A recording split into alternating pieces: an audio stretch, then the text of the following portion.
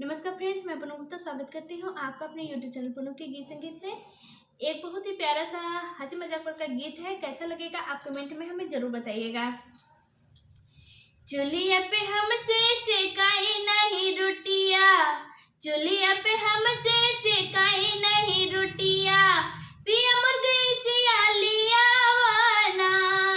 चुलिया पे हमसे सेकाई नहीं रोटिया, चुलिया पे हमसे सेकाई नहीं रोटिया, पिया मर गई सियालिया वाना, पिया मर गई सियालिया वाना।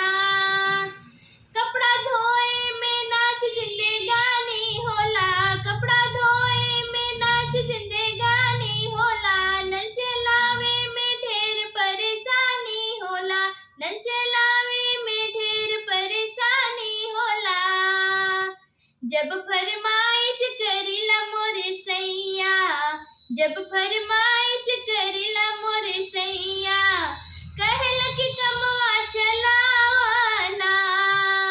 चुलिया पे हमसे सेकाई नहीं रोटिया, चुलिया पे हमसे सेकाई नहीं रोटिया, पिया मर गई सियालिया वाना।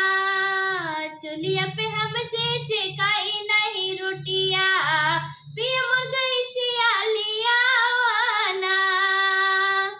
सिल लोड़ा पर मसाला न पिसाई पिया, सिल लोड़ा पर मसाला न पिसाई पिया, दुखे लागेला नरमी कलाई मोरे पिया, दुखे लागेला नरमी कलाई मोरे पिया।